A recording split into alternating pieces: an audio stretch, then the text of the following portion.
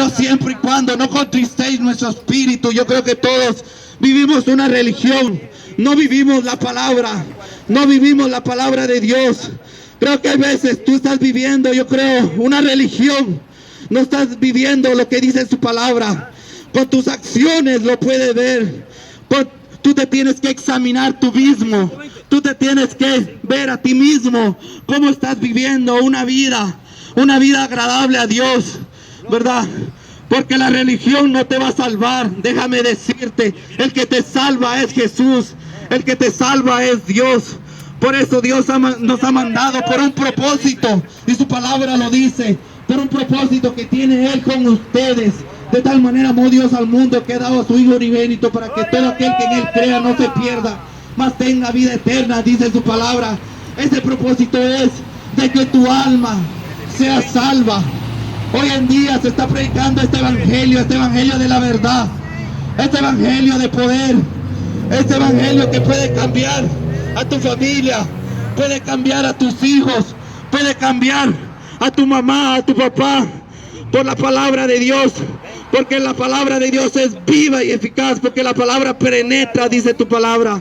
Bendito sea el nombre de nuestro Señor Jesucristo. Así que, hermanos, ya no peques más. Solo arrodíllate y pídale la dirección a Dios, ¿verdad? Porque Dios es un Dios fuego consumidor, dice tu palabra, Deuteronomios 4:24. Dios es un Dios celoso, que Él no puede ser burlado, dice. Porque va a venir condenación a este mundo, va a venir juicio a este mundo, porque Dios ha mandado a su Hijo, le dio toda potestad, le dio todo poder, para que Él pueda juzgar. Bendito el Dios Todopoderoso. Así es que, hermanos, antes de que sucedan estas cosas, antes que Dios llegue a tu vida, antes de que Dios traiga juicio a tu vida, hermano, porque su palabra dice que Dios ya está cansado. Dios ya está cansado, como se cansó con el pueblo de Israel, de tanto sacrificio, de tantas expiaciones que hacían. Bendito el nombre de Dios Todopoderoso. Dios se cansó de tanta burla, de tanta religión. Déjame decirte, lee tu palabra, que ahí hay salvación, ahí hay arrepentimiento. Dios es un Dios todopoderoso, que si tú le pides de rodillas, Él te va a oír, y tú puedes escuchar la voz de Dios.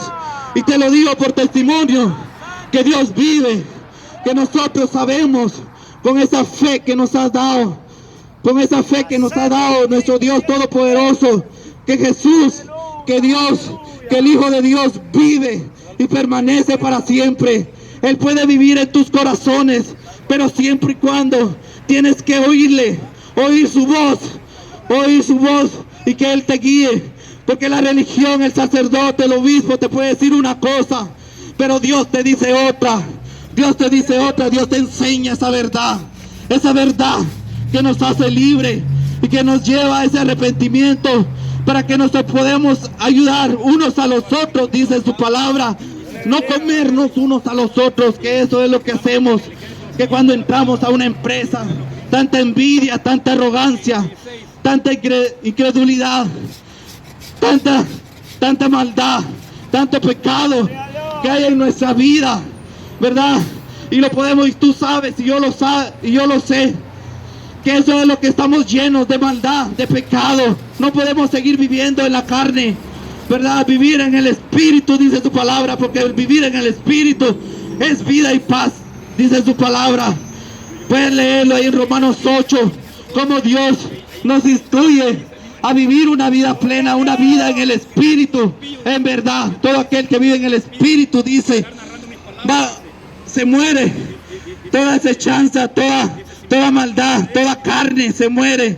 Pero siempre y cuando tienes que vivir en el Espíritu, ser obediente a Dios, hacer sacrificio vivo. Ese sacrificio vivo, que te lo puedo explicar, que se nos dice en su palabra, sacrificios vivos, es de que tú tienes que orar, tú tienes que pedirle a Dios, porque por Él fuimos criados, dice su palabra, desde la fundación del mundo. Él ya había dado, Él ya nos había escogido dice su palabra, Él es el que nos dio ese aliento de vida, ese soplo de vida, ese espíritu que tenemos, ese espíritu que Dios nos dio, esa alma que Dios nos dio, que habla su palabra, ¿verdad? Y Él es el único que puede ayudarte.